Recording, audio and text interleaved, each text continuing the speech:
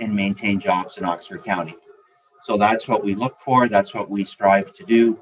That's part of our strategic plan. It's part of our mission.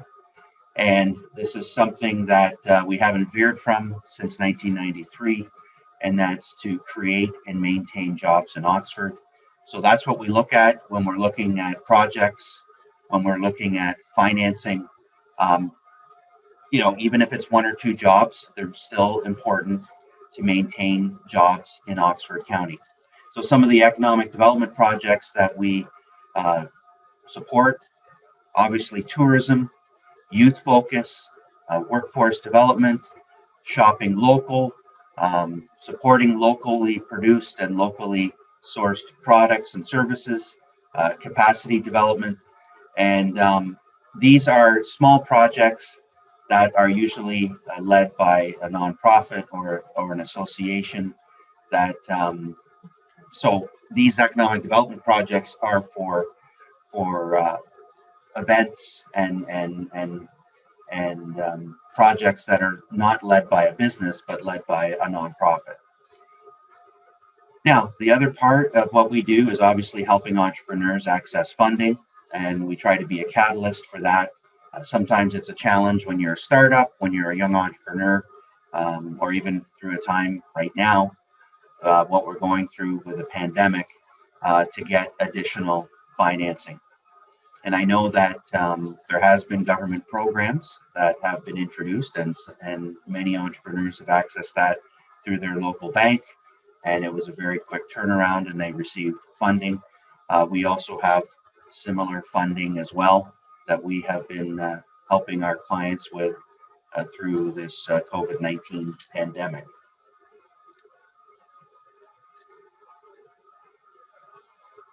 So we know that this is a kind of a serious time for small business. Many are faced with or have been faced with their business being closed, with maybe challenges with their landlord, with making the rent. So we know that, and some are still going through that, and are faced with some challenges coming up to now into the fall.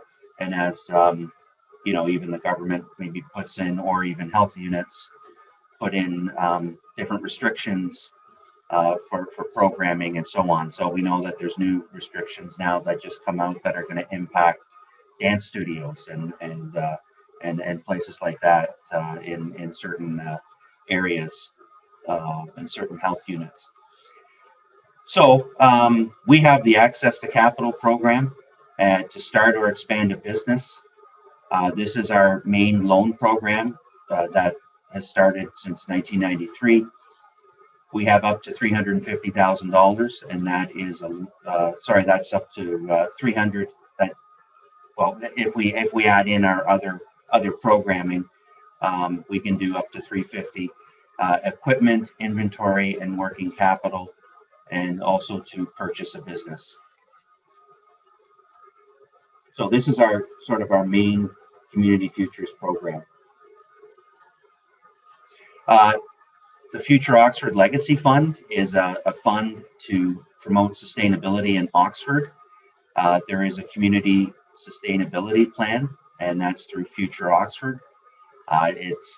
We need to help the economy, we need to help the community and the environment when we're looking and funding projects. So we have up to $100,000 that we can loan to each client. And we're looking for projects that are green, that are going to help reduce, any sort of effect on the environment. Really, we want to do things today that are going to be positive for the future. So that's been around since 2016, and we still continue to fund projects that promote the Future Oxford Community Sustainability Plan. The Oxford Economic Stimulus Fund, this is a brand new fund, and this, as of May of this year, it was created to help businesses that have been impacted by COVID-19. So this fund was specifically created with Community Futures, with Oxford Connection, and with Oxford County to address the pandemic and also the impact of what small businesses have been going through. So yes, you would be accessing other funding, maybe through the federal government, but if you were looking for a little bit more, or even if you didn't qualify, we know at the beginning many small businesses did not qualify. There were eligibility challenges. So this relief financing is up to $100,000, and it's over 2 years. It's prime plus 2 for the interest rate. There's 6 months of no interest and no payments, so you can get the loan, and for 6 months you don't have any payments and you don't have any interest, and you could even pay it off after 6 months. And if you do pay it back within 2 years, then 10% of the loan is forgiven. So that's sort of a way of helping and supporting small business. So in terms of the terms and conditions, there's 6 months of no interest and no payments, and then 18 months of interest only. So there is a break for the first 2 years, and where you don't have to pay back any principal. And then if you do pay it back within 2 years of the disbursement date, then 10% would be forgiven. So we're going to look at your proposal. We're going to look at how you've been impacted. This is really designed to help small businesses, downtown businesses, small mom and pop stores, Main Street businesses, and those that definitely had been, mandated to close earlier this year. So this is the Oxford Economic Stimulus Fund. We're still promoting it. We still have room for applications. We're running it in two streams. So we're right now in year 1.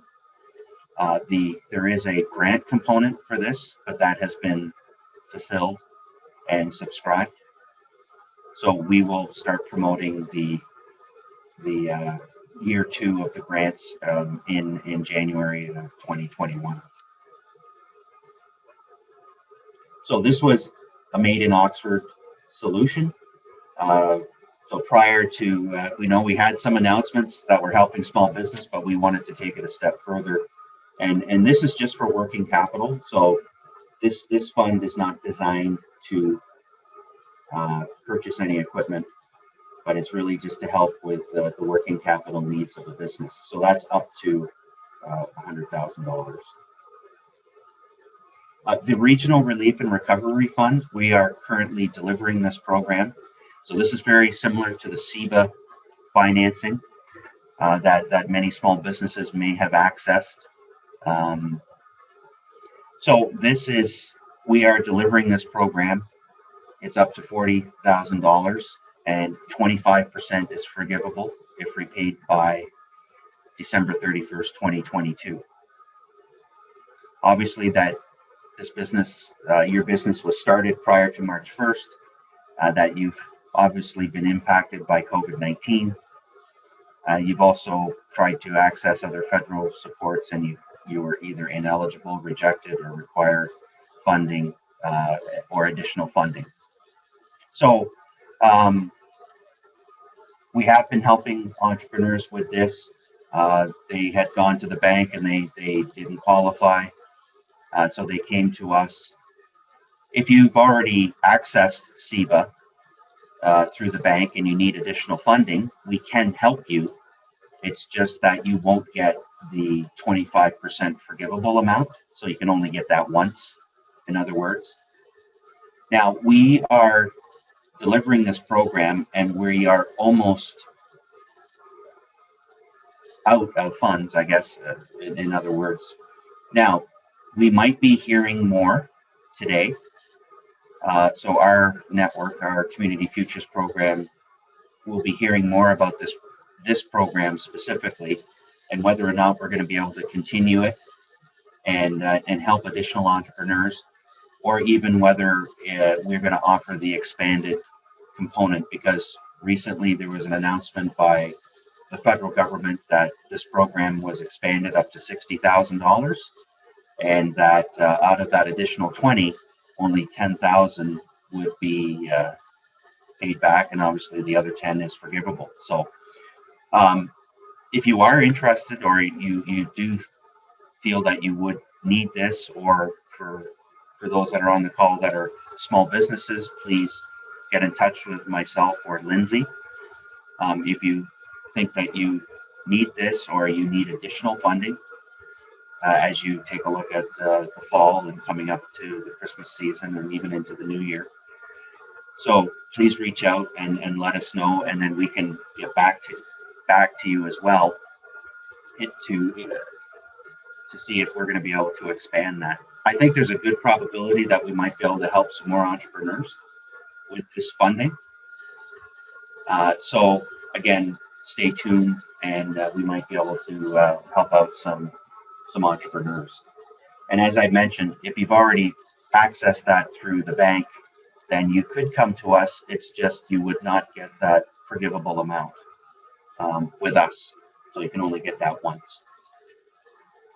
So that's, and we also look at applications a little bit differently. So for those business professionals or those that are in finance on the phone or in banking, please reach out to us if you do have a client that might fit these parameters.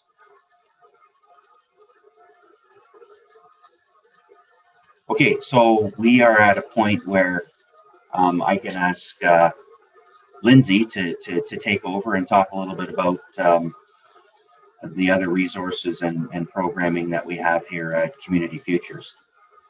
Sure. So, I know people often want to hear about grants that are available.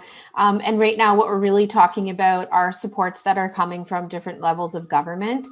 And, when we kind of talked about how we could make this information useful, it is difficult to talk about all the programs available, and B, each program has different eligibility requirements, and it would be hard to tell which ones we should talk about this morning. So what we did do was kind of split out where exactly you would find the resources that are available to businesses right now. So municipally, each each municipality has offered different programs to businesses, which could be, tax deferrals or, patio programs for downtown business this summer.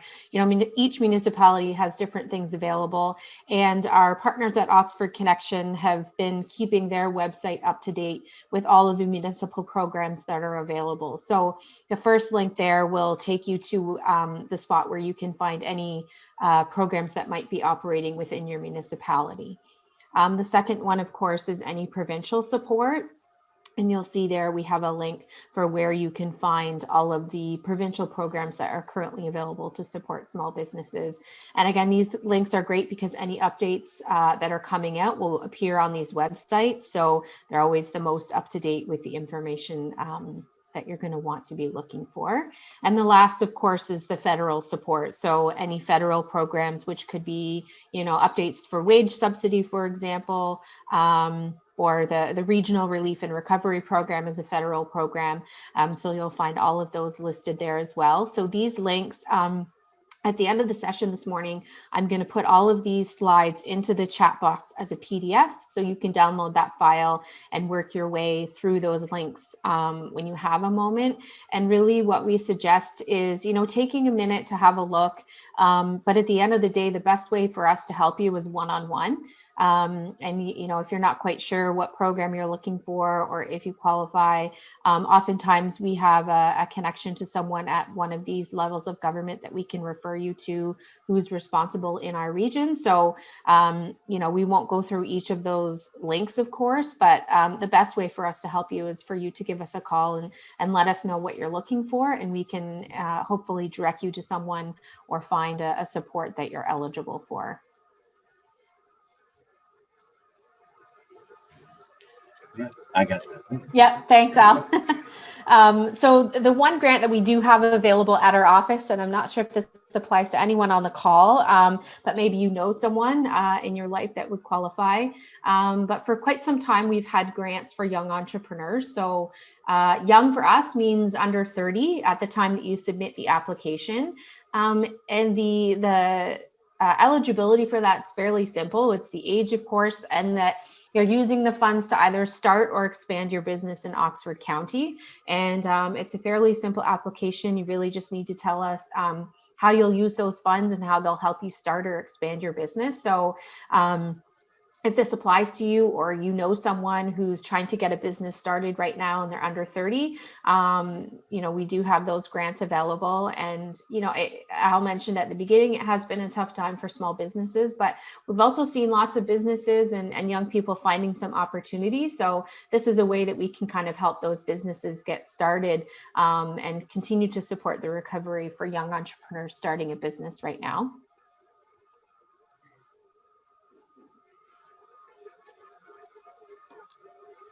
Perfect. And the last thing we kind of wanted to mention isn't a grant, of course, but it's one of those examples of a project that we're committing funds towards, so approximately $10,000. But the benefit is going directly to small businesses in our community. And this will be really encouraging people to shop local over the holidays, especially in our downtown areas. So I'm not sure if we have anyone on the call from any of our BIAs, either in the urban or rural areas, but we'll be doing some video to really promote some holiday spending locally. So if your business is not listed there, we encourage you to do that, because there'll be a paid ad campaign really pushing traffic and promoting some local businesses. So this is a way that we can use some of our funds to benefit businesses, even though we can't give it directly to you. We're trying to make the most of our time and energy to push local spending this holiday.